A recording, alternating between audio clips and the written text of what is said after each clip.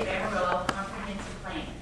The public hearing provides an opportunity for interested parties to receive a presentation on the proposed plan and to provide questions and comments to the Amarillo City Commission for consideration. As presented, the proposed plan is a result of a nearly 2-year-long public process consisting of multiple public meetings and hearings held in all areas of the city. In addition, the City of Amarillo Planning and Zoning Commission has conducted a public hearing soliciting input on the plan and will consider the plan for recommendation on September 27th, 2010. So, let's see.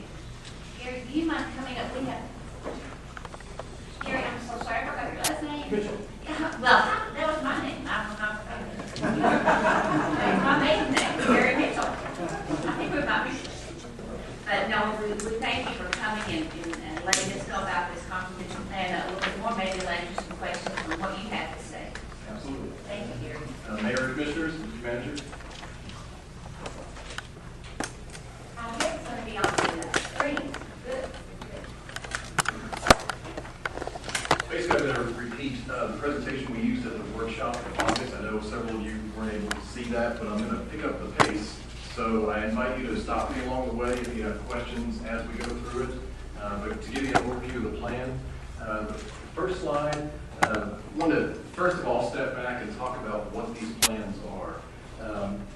And there's some, hopefully I've used all these phrases over the last year, but a chance to step back, look down the road, big picture, to look citywide, even what that word comprehensive means.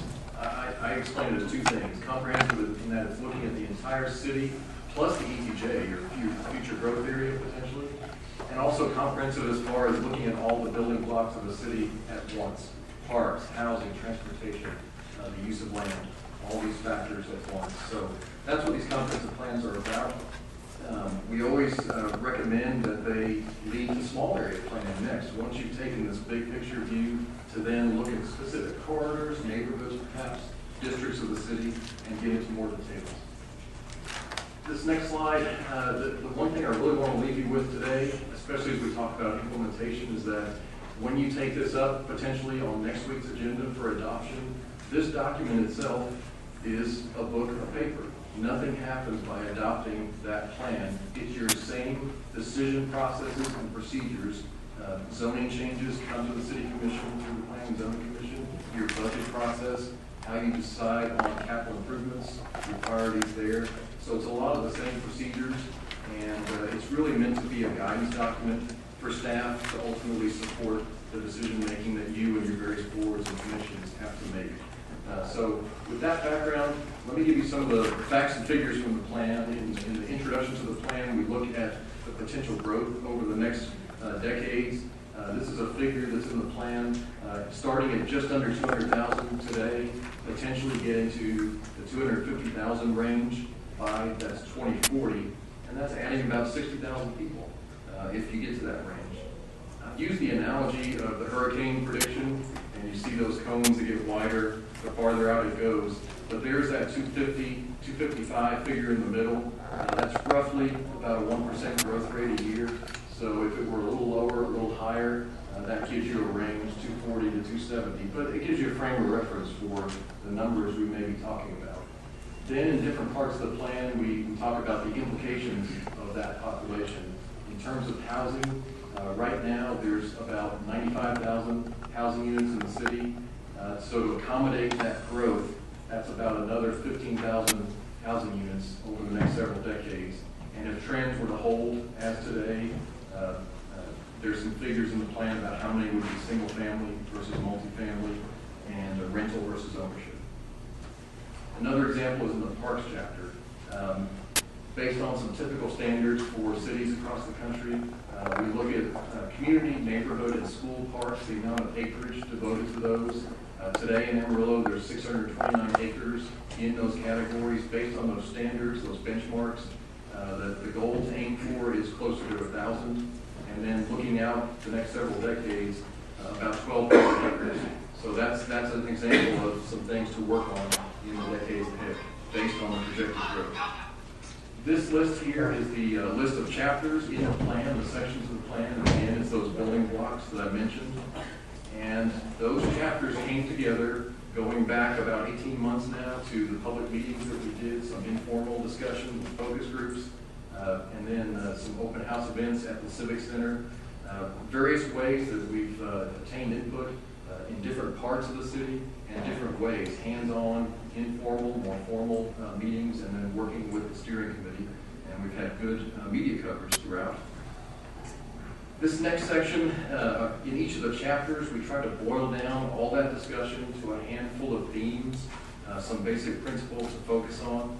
And in this next series of slides, these are the themes that came out in each of the chapters. This is land use and community character. So this is where it gets into some redevelopment needs, economic development, and this is where the aesthetics, image concerns, and opportunities were discussed in the plan. And something we also talked about going back to the plan that was done in the 1980s. That's the plan that really set the stage for the last several decades of growth and development in Amarillo. And one thing that the 1980s plan really emphasized was what's called the neighborhood unit concept. And this particular example is between Bell and Coulter and 34th and 45th, Amarillo High School, Puckett Elementary area. And if you look at how that is played out on the ground, it really follows that principle of keeping the single-family residential within the interior of your large blocks, away from the arterials, putting the heavier traffic activities, the shopping centers, a high school, for example, on the exterior along those major streets. So that's a real success of the 1980s plan.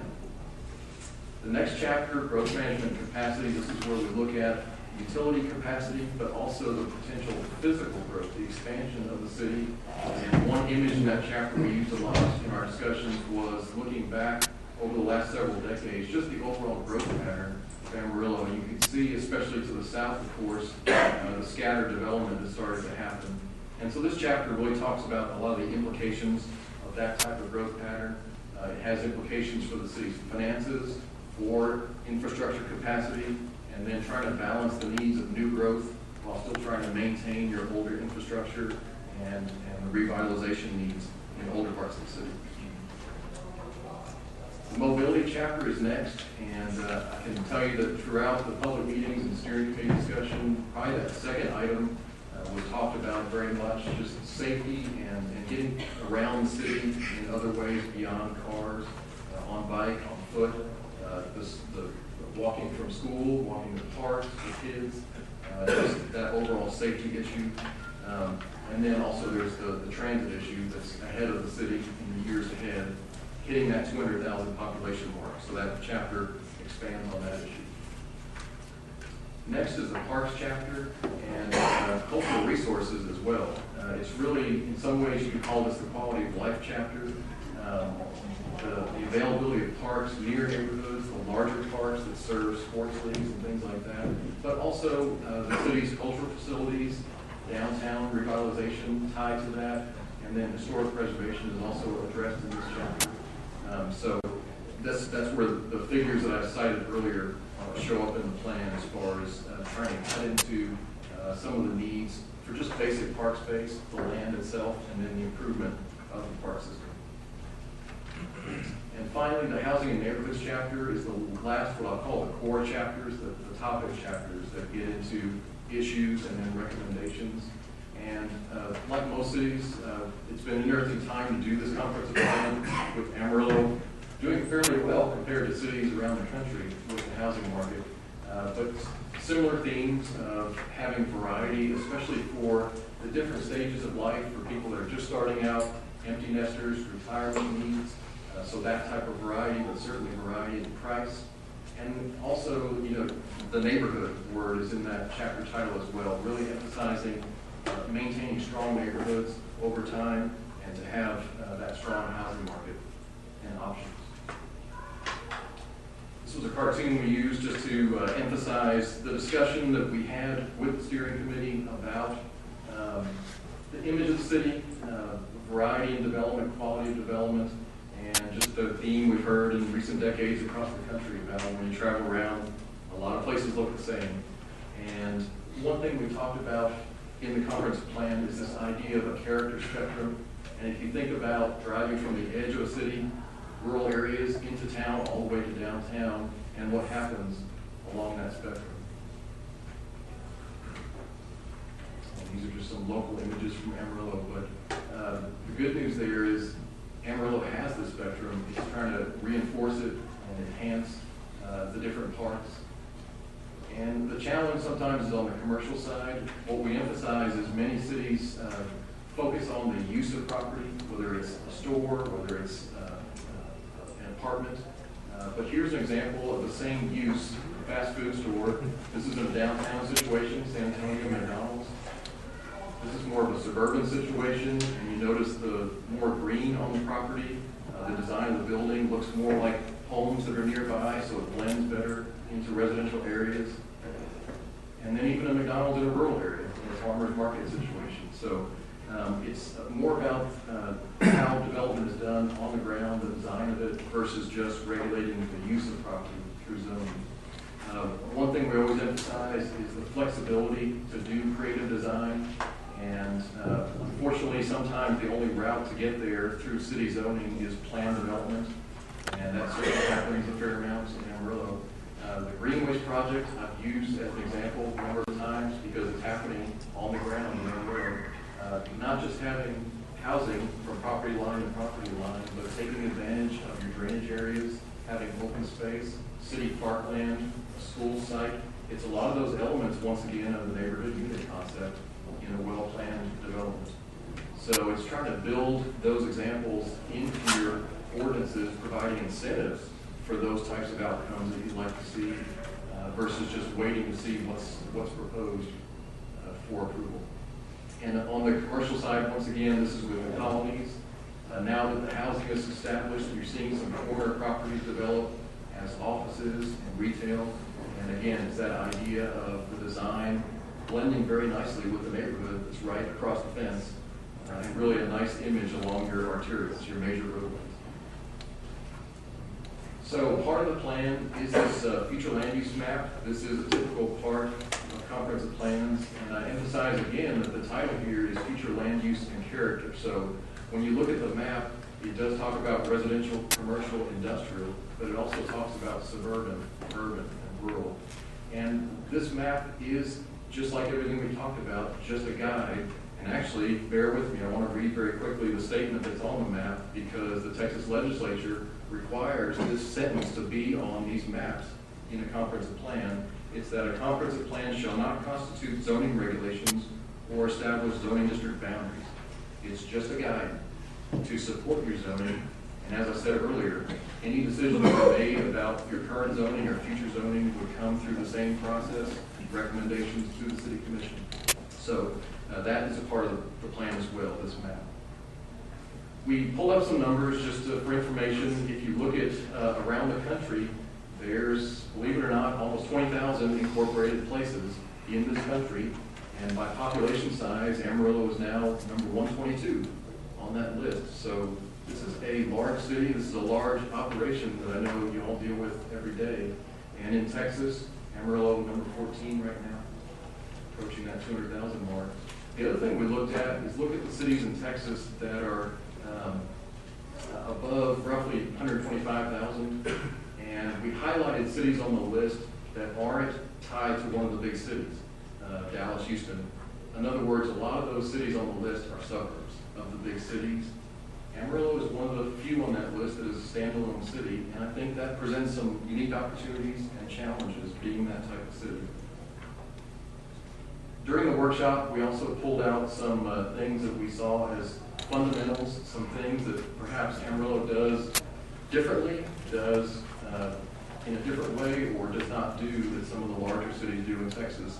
This was kind of one of our assignments in being asked to do this project with the city, is to bring you that information of what other cities in Texas and around the country are doing on some of these challenges. So once again, just for your information, one thing that we observed with today's zoning in Amarillo is to get to that suburban outcome, that more green, that balance of development on a site, site coverage is a very important part of your zoning. Today in Amarillo, the definition of coverage is only the buildings, the footprint of the buildings. in most cities, coverage is the buildings plus any paved areas. So in this shopping center example, you can see that there's some landscaping along the arterials, but most of the site is building and parking. Not that that's a problem in certain parts of the city, but if you're aiming for a more suburban outcome, some of those greener images I saw, this approach won't get you there. So that's one of the points we talk about with the steering committee. And here's some examples of just things that are done. In parking areas, Amarillo has certainly gone this direction over the years, adding parking lot landscaping. But the design of the property, it's ultimately about design once again. Another item we talked about is annexation. In dealing with the growth that has gone beyond the city limits in recent decades. One way to look at it is it's an area that you're going to inherit someday if it does get annexed. So you'd like to get ahead of the curve and make sure it's an orderly development pattern, that it will be something that will be an asset to the city when you annex. On the other hand, if you probably would never annex it, it's interesting that in Texas, cities can't, or counties can't protect a rural atmosphere, the state can't protect it, only cities can. If you really want to protect agriculture around your city or keep a rural atmosphere, the way to do it is to get your city limits out there and provide agricultural zoning, large lot zoning basically to protect the agricultural activity.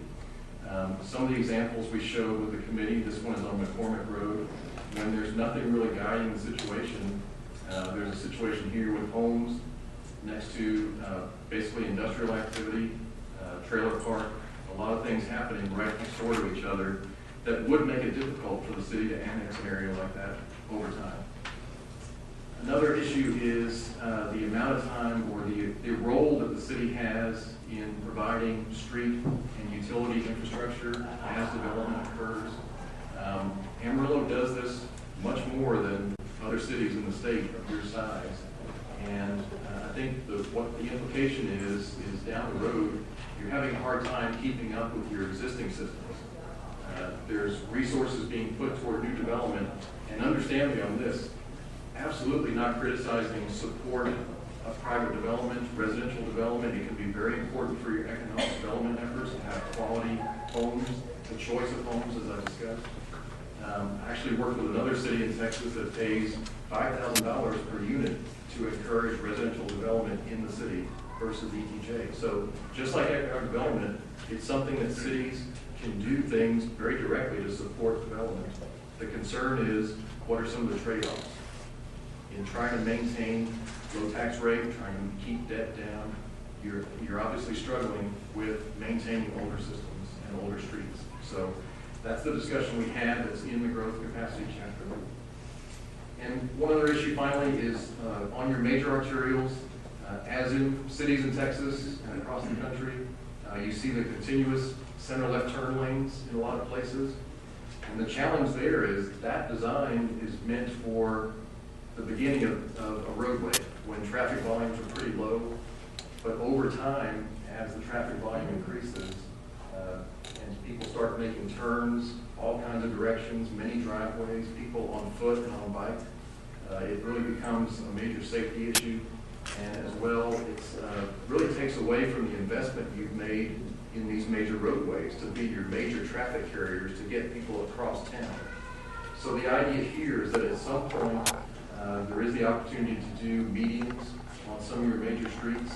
And obviously this is a cost item. You can't do this across the board, but look at your areas where you do have these safety issues and the traffic congestion issues. This is a way to get a better handle on the traffic circulation and increase safety. And what I mean by the multi-purpose is also the aesthetic benefit. In situations where you have certain landscaping standards on private development, here's an opportunity to do even more in the public right-of-way, and again, dress up your major streets and contribute to the image of the city. Another one we talked about, this is in the park chapter, and your parks director actually has direct experience with this elsewhere in Texas, that as subdivision activity occurs, the tradition in Amarillo has been a negotiation process to set aside land for a neighborhood park, a school park, and that system has worked well. In recent years, there have been some cases where that voluntary system didn't work. And that's when the voluntary system doesn't work for everybody. The residents of that neighborhood now don't have a local park. The city has to scramble to find a site to provide a park in that area. Development is already occurring, so land prices have gone up. Probably the best land for a park is no longer available. There's a lot of challenges when you don't do parkland acquisition in sync with development. And so it's part of the design of subdivisions, and I've shown some examples tonight. So that's the challenge. Other cities do have this process where land is dedicated during the subdivision process. So there's details on that in the Parks chapter. And finally, as I said at the beginning, we always emphasize that once you've done a citywide plan and you've looked at that big picture, now it's time to drill down to some of the smaller areas. I'll take a break there, and really this final series of slides is about the implementation chapter at the end of the plan. And I know there's been discussion already that I think some people are ready to go and look at the capital improvements aspects of the plan, some of the ordinance issues that are ahead of you, but all these different things that are in the plan. One thing for those that were at the workshop, this is one part that's new in chapter 7. There's a table now based on the discussions at our August workshop that lays out some first priorities. I know you can't see the details here, but it's a table that basically says, here's some items you could work on the first several years. Here's which departments would need to take the lead on that. Here's some other potential partners, nonprofits, your different organizations in town, and then how these are typically funded out of city budget, public-private efforts. So hopefully that's a table that becomes almost like a checklist looking ahead. The rest of the implementation chapter really emphasizes ways to keep the plan fresh going forward. It really should be an annual process, a reviewing process, and emerging issues. So there's more detail in the implementation chapter. And really, the previous plan was done in the 1980s. We're in 2010, so we recommend at least every 10 years doing a pretty thorough look at the plan again. So if you can put 2020 on the calendar, that's really going to be a milestone point to see what happened and what has changed over these years. This is a slide we had during the workshop, just different ways that priorities can be set. And we'll spend time on that tonight, but we also, this is reflected in that table, some of the items that are talked about there, and it really plays off the list of items that I just recommended as some potential priorities. And finally, I'll come back to that slide I used early on. I really want to leave you with that thought tonight, that as you look ahead for potential adoption of this document, it really is an ideas document. That's the way I like to describe it. It's something that initiatives can come forward to your boards and commissions, through staff, to the city commission for consideration. And you certainly may decide, we're not ready for that. This isn't what we want to do in Amarillo. Or it may be a seed that comes around 10 years from now. These are meant to be 20-year documents. And it's certainly a reference document. It's something that you can use for grant applications to say, this is where we're going as a city. Here's the plan if we will be funded to do this work.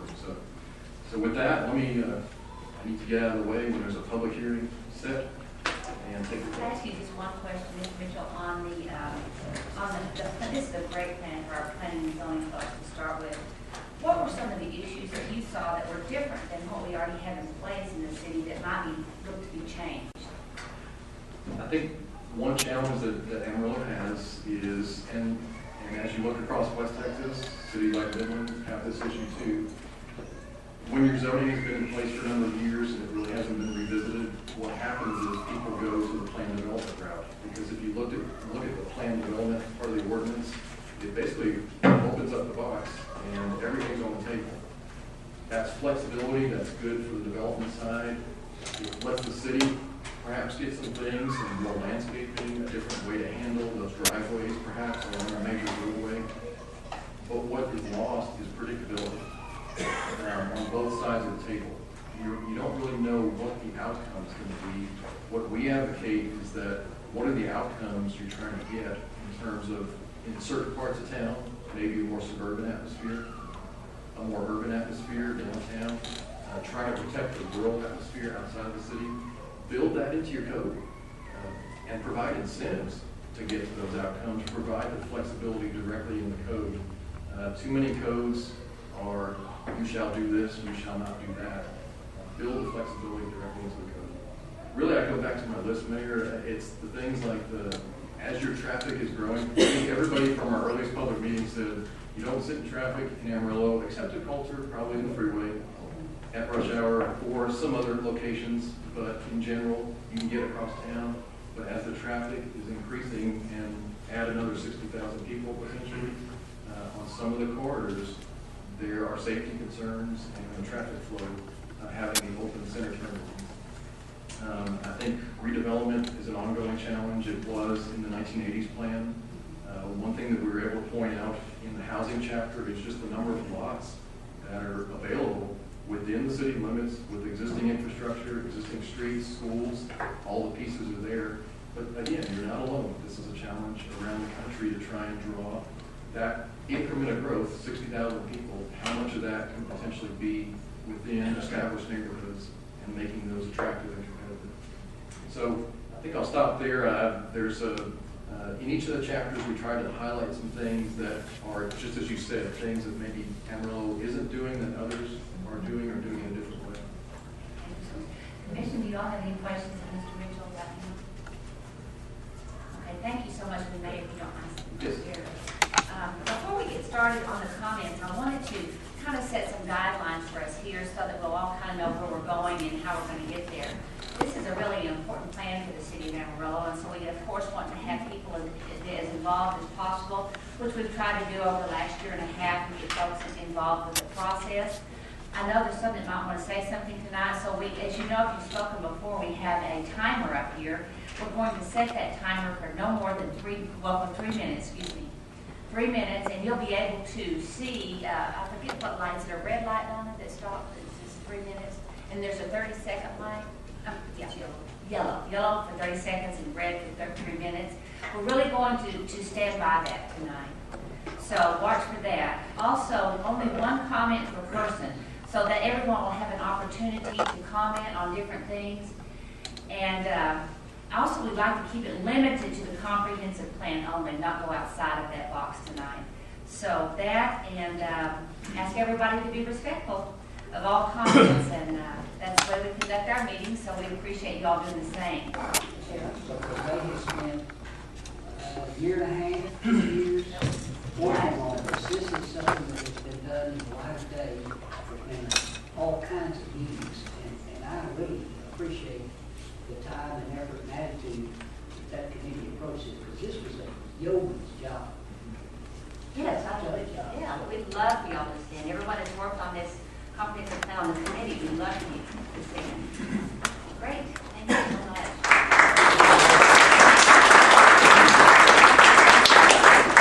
Can I add something too? Was that 26 meetings or 42 meetings? I counted 42 meetings, is that right? Or? I think it's about 100. I saw there was a lot of meetings. A lot of meetings, a lot of time in there. Thank you so much for that. If you've been up here to our podium before, you know that you need to give us your name and address, and then you'll proceed, and then the clock will start. So with that, we will open it up to, yes ma'am, Annette, would you like to come up here and get started, please? How are you?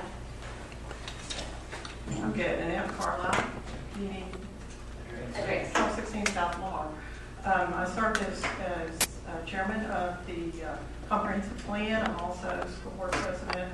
I've been a founding member and involved in Panhandle 2020 since the beginning, about 9 years ago, which is a long time. And some of y'all have seen me, that I'm pretty persistent.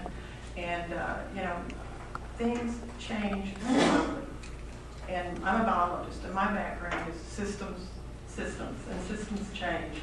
And how you change systems in culture and in community is slowly. You do not just say, okay, we're going to do this, and tomorrow it's going to be better. And we started Panhandle 2020, I'll just use that as an example, because we were concerned about the future of our community. And I want to even go back to the time I started, it was on the early days of Center City, because we were concerned about Amarillo in the downtown area. So if you look at 2020, we began with a question of who was planning for the future. And at that point in time, we were really concerned that there were some negative trends coming. We brought in the state demographer, and some of those trends the community heard were not trends that we really wanted to hear, but they're facts. And if you look at recent data, the recent census estimates, those numbers are not improving. I do not have the most recent information for the county, but Texas has increased in poverty. We're number 3 or 48, depending on which end you look. Not good. We're increasing poverty. We have incredibly low levels of educational attainment. We have the highest percentage of adults with no high school diploma of any state, and our numbers aren't exactly better.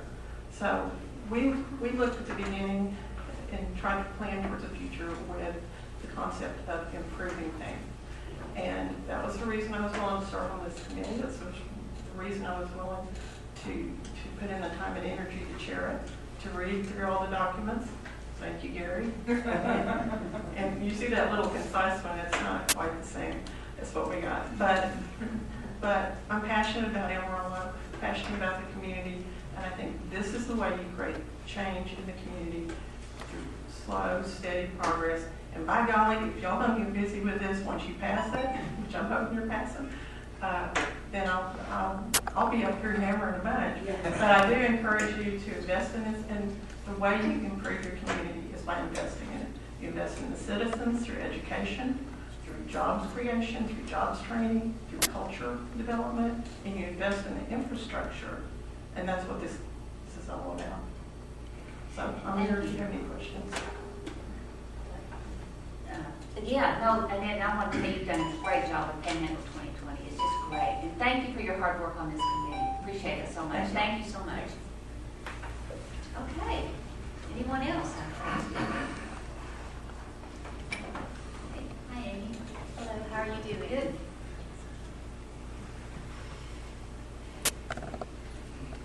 All right, start the timer. I'm Amy Taylor Restine. I live at 721 Short Street. And this Sunday I did something that I have not done in the past whenever I met with the Amarillo Citizens for Property Rights. We started our agenda by praying for each of the commissioners, mayor, planning, and zoning by name. Because although you don't understand the way that you are hurting us, you're not the enemy. It's a philosophy that is an enemy, and it's not you. You're people who work hard, you believe in what you're doing, you just don't see eye to eye with us. And so I was told on my way up the elevator to be kind. And so tonight, that's my challenge. I have been in fighter mode since the beginning of summer, whenever my neighborhood lost their property rights. But right now, I hope to just be a person who says some things that you remember. I'm reading on the comprehensive plan, page 1.3. And on that page, it talks about the building blocks of the community, which the city says is land use, transportation, urban design, economic development, redevelopment, neighborhoods, parks and recreation, utility infrastructure, public facilities, and services. And what I'd like to say is that if I had building blocks, if I was sitting out there, these would be my building blocks. Rather than land use, it would be private property rights. Rather than transportation, it would be liberty. Rather than urban design standards, it would be choices. Rather than economic development, it would be free enterprise and the right to try and the right to fail. Rather than redevelopment, it would be the choice to go a new direction. Rather than parks and recreations, I would choose the pursuit of happiness. And the reason I have been so angry is because we have been violated with these basic principles. So I'll continue to pray for you, continue to get our petition signed, and continue to work for what I believe America is. And I ask and pray that you'll stop taking those rights away. Thank you. Thank you, Amy. Anyone else like to speak? Amber?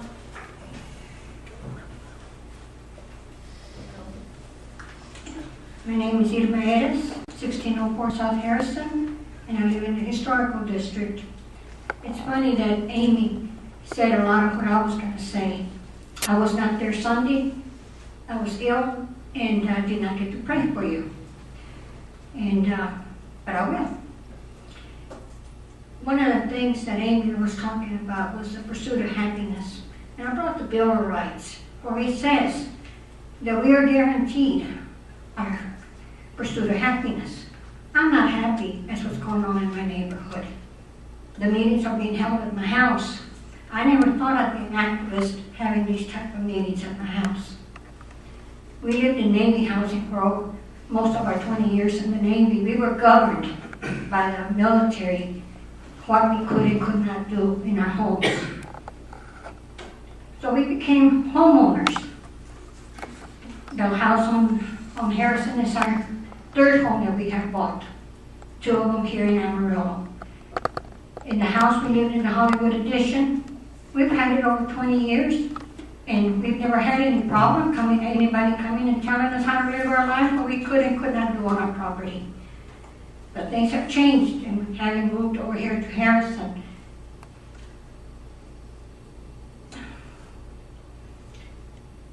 I love being a homeowner. I want to do with my property what I choose to do, not what my local government is telling me to do. You are not getting into my backyard. That's not right.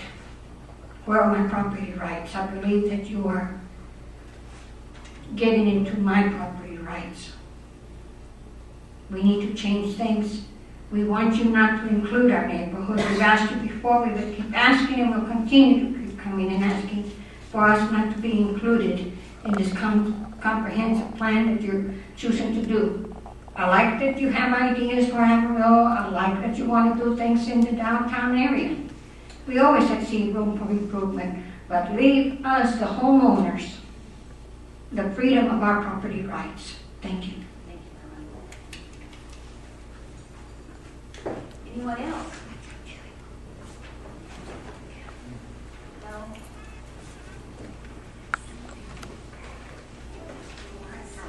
Johnny Johnson. And I just have one question. I have no problem with what they said, but We just have your address. I'm so sorry. 708 East St. Francis. Thank you so much. And if this is only a book of ideas and proposals, why does it need to be adopted? That kind of implies ordinances or something like that. So why do we need to adopt it? We can use it for references without adoption. More question. Mr. Shaw, would you mind answering? Are you over there? There you are. What is the need for adoption? Well, although it has technically no regulations, so to speak, in the document, it is, again, a framework that gives ideas, policies, direction on possible policies. And in the past, different cities, including this city, have done resolutions just basically formally affirming that they approve of the ideas and the direction that this kind of a document gives, and that, you know, it basically gives staff the resolve to go ahead and go forward with trying to adopt regulations and ordinances that move towards the direction that the comprehensive plan would do. And it's done by different cities do it by ordinance, different cities do it by resolution, but it's basically just a affirmation that this is the direction that we want to go, and it gives us the ability to do that. Thank you. Someone else? While he's coming up here, I might mention, Irma, to you that you have two things confused. We weren't talking about the downtown plan. This is a comprehensive, completely different thing. Completely different. It still includes. Well, it includes all city. Hello. Hello, I'm Gary Lindley, and I live at 3802 Carroll Lane, Thank you. Commissioners and Mayor.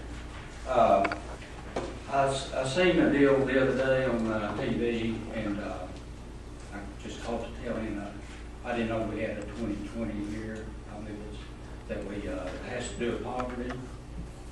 And I thought with all this building going on and buildings going up and revitalization, that there's an outreach just a couple blocks from the Marriott, a few blocks. And I don't know if any of you have ever been there and been involved. I watch it on TV all the time. But in my church, I have done neighborhood outreach. And it's the most fantastic organization, spiritual organization. And they take kids out of poverty, they love them, they feed them, they clothe them, and that is, a community outreach. There's, I can't remember what day it was, how long it's been since a church has been built in the northeast part of town.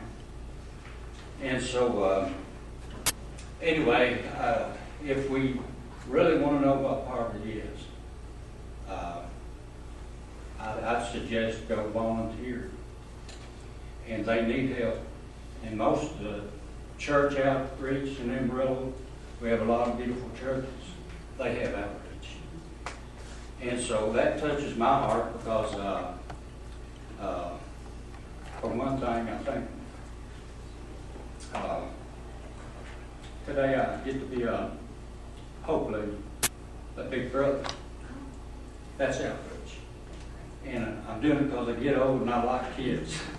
But my thought is I'm not against anyone. I'm for growth. I love Amarillo, been here a long time.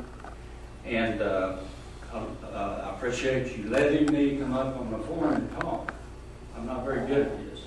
But I hope with all this that's going on with the high rises and the corridors, that we don't lose sight that we have kids that can be a part of that. They can be mayors, they can be commissioners, and they just need 30 seconds. And so there's all, like I said, without the cameras on, guys, without the publicity, go do that. You may have, but it's very rewarding, and it's more rewarding than just a lot of talk about money, finances, and I want to keep Amarillo beautiful. But if I see trash laying around and offends me, maybe I ought to just pick it up. Thank you. You know, I might say you sound like a great citizen of the city of Amarillo. We appreciate all you've done. You did a great job talking. And are you talking about City Church over there? Yes. Yes, they do a wonderful, they have a great outreach. You're exactly right.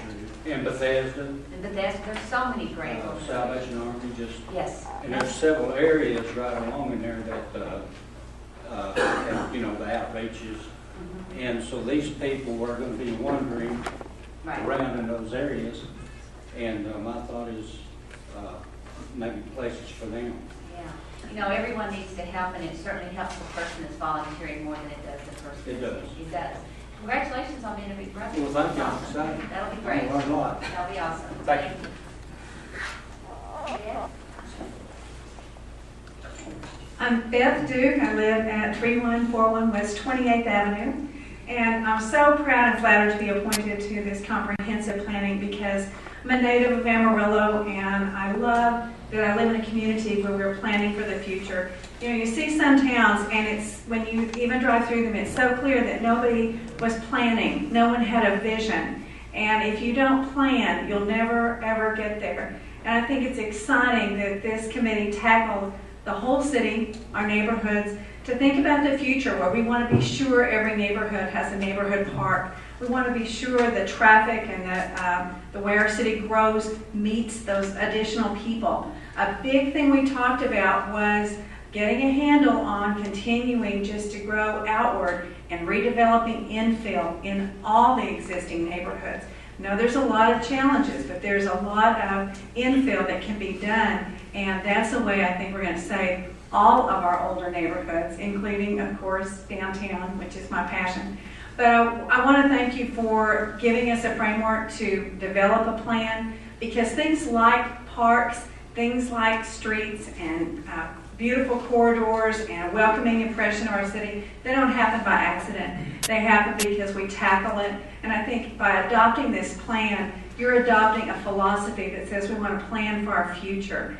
And the vision that went into this and the hard work and hours really represent as much input as we could get from all over the city. And I'm really proud to have been on this committee. Thank you for your consideration. Thank you. Thank you for serving. Nick, right back to you. Hi. Alan Abraham, 7205 Southwest 35th Avenue. I've given a lot of thought to the planning processes, plural, that's been going on in the city of Amarillo. Downtown's been ground zero for us for a number of years. We've actually had 3 organized planning processes. It was first called Downtown Revitalization, and that bred such concepts as a convention hotel and maybe a ballpark eventually. And it certainly gave us the Tiers Board concept, and we went after that, and that now exists. And even I would consider Downtown Amarillo, Inc. as an off-spin of that. I had hoped it would be a public entity, but it's a private entity, but nonetheless, it operates in many ways in public.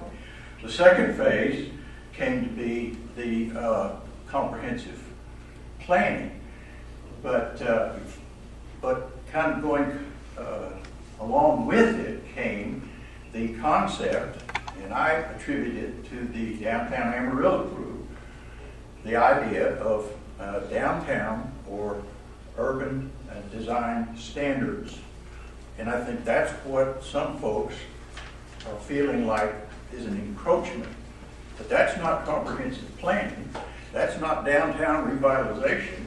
That is yet another creature, and I think people need to get that separated in their minds, that if you have an argument with being told what you must do with your front and when you improve, that you're dealing with the concept, and it will be put into place, or at least it's being considered, to have some control on your property. So those are 3 different things. Comprehensive planning is a comprehensive, as defined by our consultant, and it's very true is what he has said about that. Finally, I'd like to speak to the issue of private property. It's a favorite topic, but it's not being dealt with fairly, in my opinion. Private property is not a unitive value. It does not stand alone. It is a derivative of a lot of things. And the only 2 pure private pieces of property I know about are a grave or a foxhole. Everything else is derived from your neighbors, from what you expect in terms of helping protect you, the public services, all of that. 30 seconds. And so I think when we talk about private property, we've got to be fair to the concept. We're not talking about foxholes and grave sites. We're talking about neighborhoods. And I want to be protected as much as anybody on what my neighbors do and how my neighborhood develops. So with that perspective, I would say those that are just unhappy with the district of urban design standards, they need to confront and deal directly with the Downtown Amarillo Inc. people before they come to you with their final recommendations. Thank you. Thank you so much, Alan. Thank you. Okay. Hi. Don Sanders, 3609 Bayswater. I wanted to share with you that I think the comprehensive plan is maybe a little more organic than, and I know that's an overused term, but a little more organic than some of the stink. We had, I think, 4 public forums. Gary, I read in the paper 3, but I know I went to 4. Maybe no one was there at the 4th one. But to me, there were some overriding and evident themes. And one of those was more code enforcement. Everyone we went to said we need to clean up these streets and these yards and make our neighborhood be something that we're proud of. And I think the comprehensive plan really with some refinement and maybe some prioritization, largely represents, in fact, I think totally represents those forums that we held and the things that we heard from the citizens who took the time to attend. So I'm going to get out of here with a couple minutes left. Thank you. Thank you, Don. Thanks for serving on the committee. Thank you so much.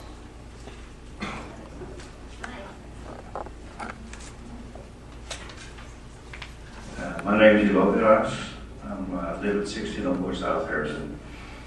And thank you, Mr. Abrams, for bringing up property rights. As you know, property rights go hand in hand with liberty. I was not here in last Monday's meeting, and the Amarillo Indy was not here neither. So I don't know whether the newspaper got the story. I read it this morning. But let's go back to the radio station KGNC. We just lost a good man that was reporting what was happening here. He was a man that worked there for over 7 years, and all of a sudden he was dismissed. As you know, it's John Terry. He was speaking about what's going on here in the city. So to me, there's something going on there. I don't know.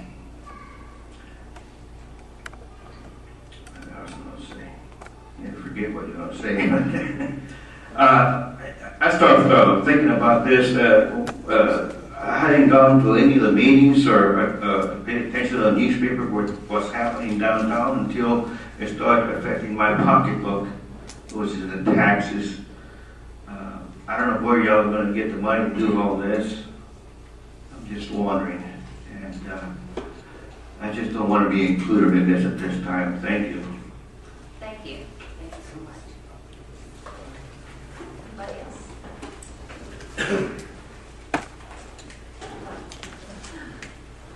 Yes, sir.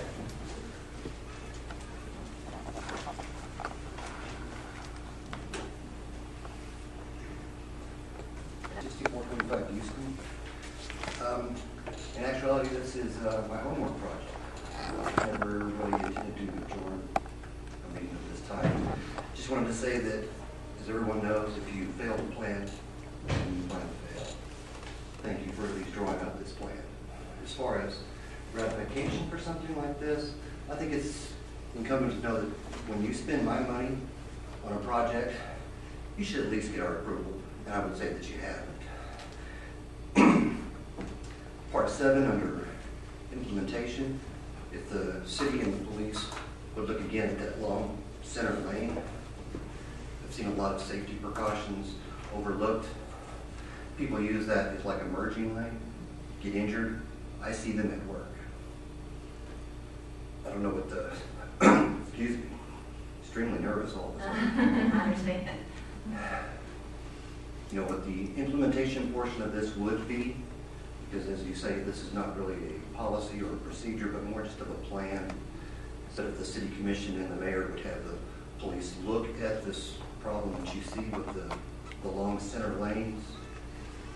Are you referring to a certain location or all center lanes? Pretty much all of the center lanes that I have seen, and when you drive by them, I think the intended use for these was initially to be like a left turn lane, and have now become a merging traffic lane, which in some ways violates some of the basic laws of driving. You should be looking in the direction that you're traveling, not in your rearview mirror over your shoulder to see what the flow of traffic is. And I have seen people injured and property damaged by this type of behavior. So as part of that implementation process, if you could look at that. Thank you. Thank you, Mr. Baker. Mr. Baker, I think some places or sometimes those are called suicide lanes, is that correct? Yeah, culture, extremely bad. You know, and I don't know that if people don't know exactly what those lanes were designated for, you know, if the city would be willing to designate them, you know, mark in the lane, whether it's left turn only, or is this a through traffic lane? Because it is designated, you know, as a double yellow line, which in a lot of cases would be, you know, very specific as far as traffic laws. I can't quote you the exact traffic laws as how they were designated within the city. But it might be helpful to the public if those were addressed maybe more openly or more clearly. Is this just left turn only? You know, even yellow hash marks that would designate them a safety zone or a safety hazard. I would assume this comprehensive plan looks at streets and looks at intersections, and so a lot of this is because of safety for the community, and it all comes together. So that's a wise comment. And it does have a large impact in the traffic flow. Yeah. You know, during peak times, during high traffic times, when people are trying to already get into congested lanes, and they come into that center zone, not looking where they're going, but where they would like to go, and have, you know, impacted people, property.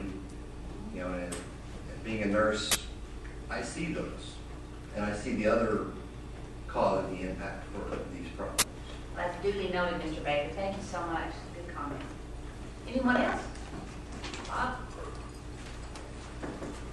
Thank you, Mayor, Commissioners. I'm Bob Juba, 3220 South Milo.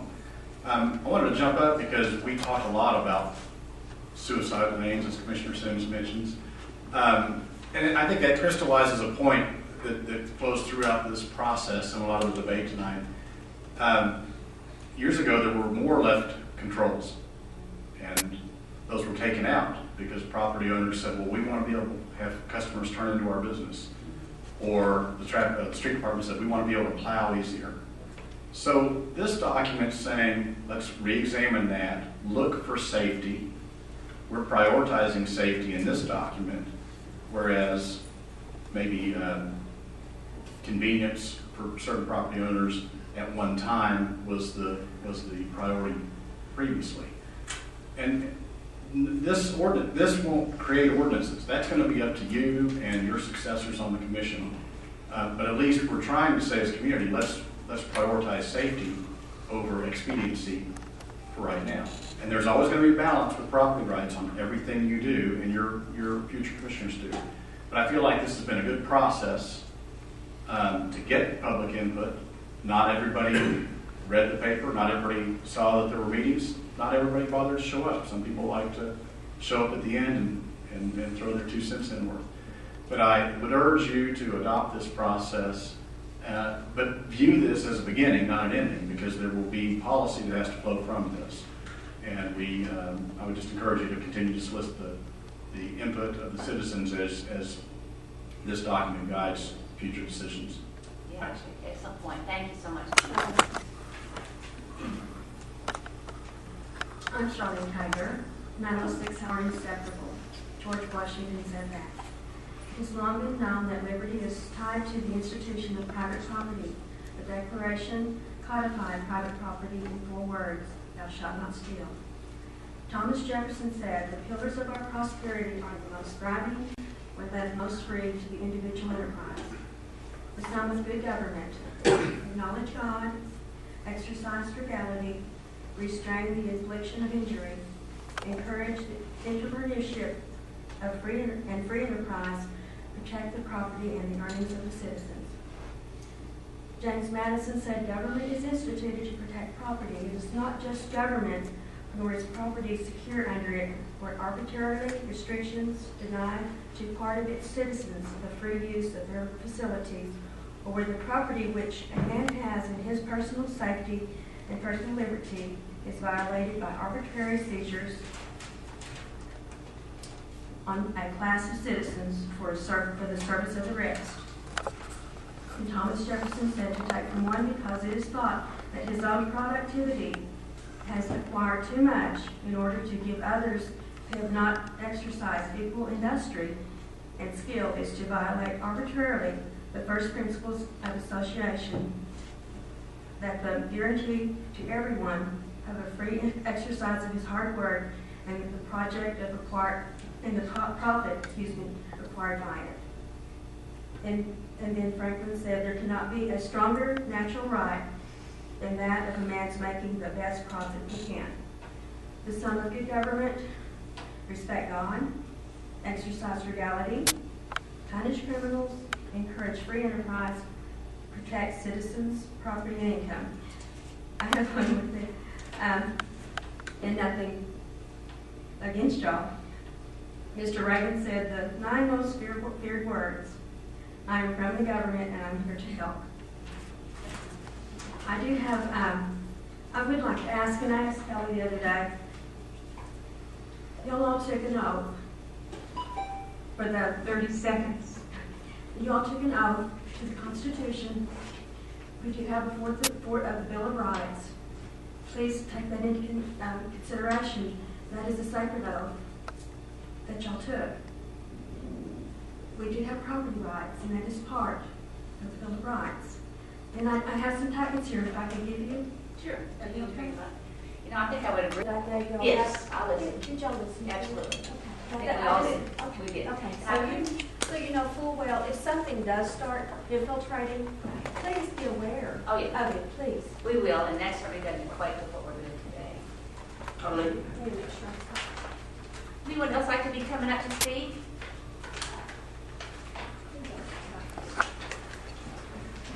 Okay, okay. Hi, Eddie. Thank you.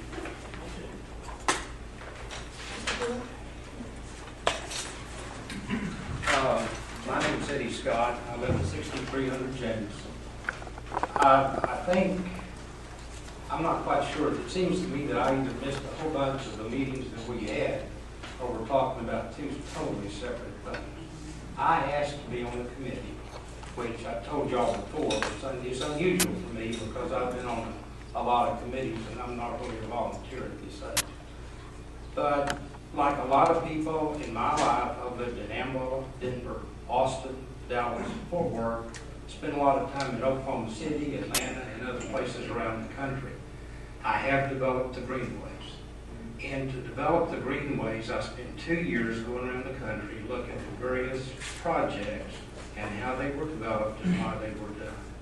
I personally don't want Amarillo to wind up looking like Austin, Texas. You know, they decided they didn't want to plan, they didn't want to look ahead.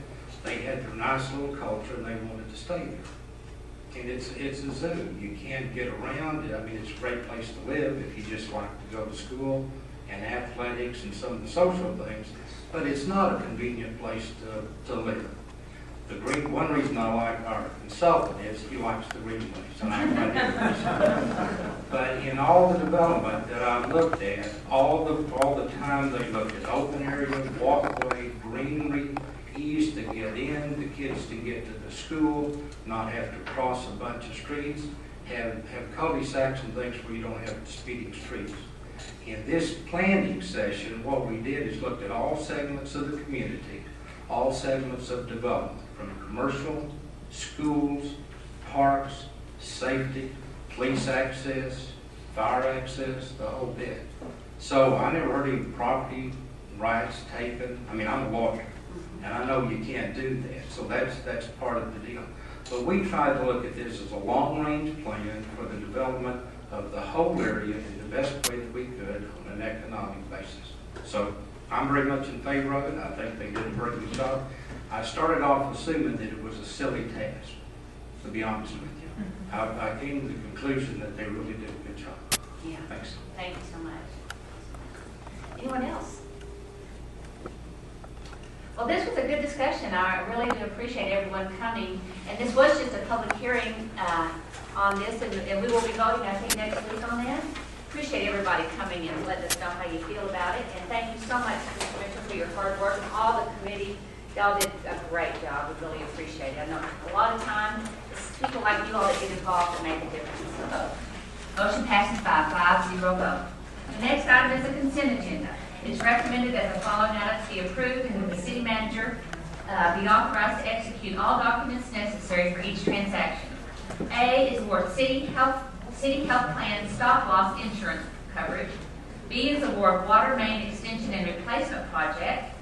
C is approval amendment number 11 for the agreement in principle AIP grant parties, the City of Amarillo and the State Energy Conservation Office.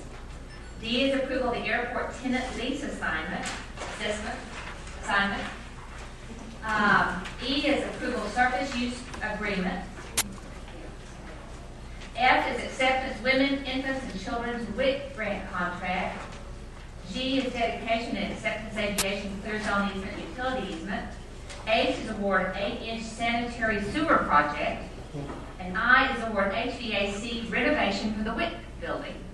Are there any items that need to be pulled for separate consideration or separate discussion from the audience or the commission? Mayor, I would move that for this time we pull E for a separate consideration at a later date. Okay. Any others? Any other comments on any of the consent agenda? Okay, if not, do I have a motion? Mayor, I move we approve the consent agenda minus item E. Second that. Moved and seconded. All in favor say aye. Aye. Any opposed? Motion passes by a 5-0 vote. This concludes this meeting for tonight. We love everybody coming on a Tuesday night and supporting our night meetings. Thank you all for coming and speaking. And this meeting is over. However, we do like to allow citizens to come and talk to the City Commission on any items that are not on the agenda today. So the floor is open for those comments if anyone would like to come and speak. Is it not on the agenda? It's about the voting street. Is it like an ordinance? You have to do it? Yes, ma'am. Yes, ma'am. Mm-hmm. It'll take 2 weeks. Yes, good question. Okay, well, we appreciate everybody showing up today. Thank you all for your support and for being here, and this meeting stands adjourned.